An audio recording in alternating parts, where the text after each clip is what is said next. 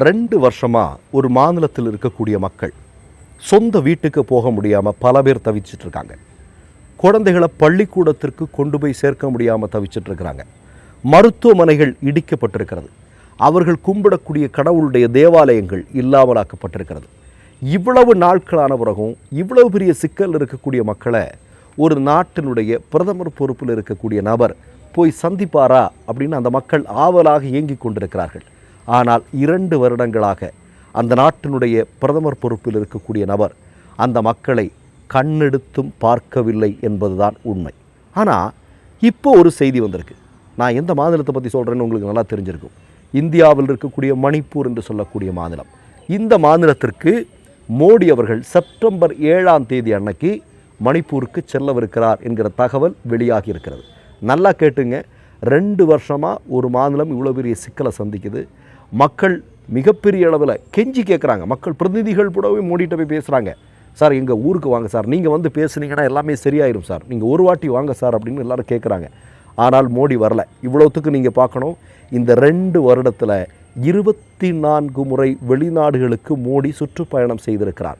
ஆனால் சொந்த ஊரில் சொந்த பிள்ளைங்க கஷ்டப்படுறத அதை சரி பண்ணுறதுக்கு இங்கே வர்றதுக்கு அவருக்கு நேரம் இல்லை. இப்போ அவர் வர்ற இடத்துல என்ன தெரியுமா, இப்போ 7ஆம் தேதியிலிருந்து 14ஆம் தேதி வரைக்கும் மணிப்பூர் உட்பட வடகிழக்கு மாநிலங்களில் மோடி பயணத்தை மேற்கொள்ளவிருக்கிறார். இந்த நேரத்தில் காவல்துறைக்கு ஒரு அதிரடி உத்தரவு பிறப்பிக்கப்பட்டிருக்கிறது. என்ன அப்படின்னா, வர்றது மோடி இல்லையா, எந்த போலீஸ்காரனும் லீவ் எடுக்க முடியாது.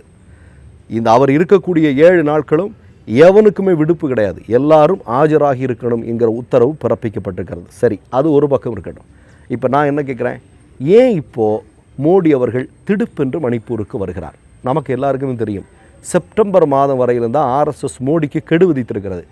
தம்பி தயவு செஞ்சு நீ கிளம்பியிருப்பா, ஒன்னால் பாஜகங்கிற கட்சி மட்டும் இல்லை, ஆர்எஸ்எஸ் என்கிற இந்த அமைப்பே இந்தியாவில் தொடருமா இல்லை தடை ஏற்படுத்துவார்களா அப்படிங்கிற கேள்விக்குறிக்கு இன்றைக்கி கொண்டு வந்து சேர்த்துருக்கிற நீ, அதனால் நீ தயவு செஞ்சு கிளம்பியிருப்பா அப்படின்னு ஆர்எஸ்எஸ் தலைமைச் செயலகமான நாக்பூர்லேருந்து என்றைக்கோ மோடிக்கு எச்சரிக்கை விடுக்கிறது அப்படிங்கிறதெல்லாம் நமக்கு நல்லா தெரியும்.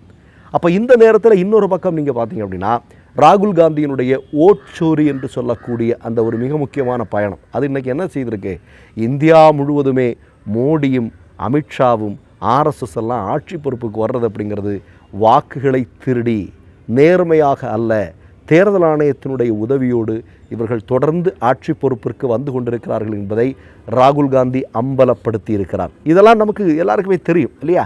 இப்போ இந்த நேரத்தில் மோடி மணிப்பூருக்கு போகிறார். மணிப்பூரில் தான் உங்களுக்கு நல்லா தெரியும்,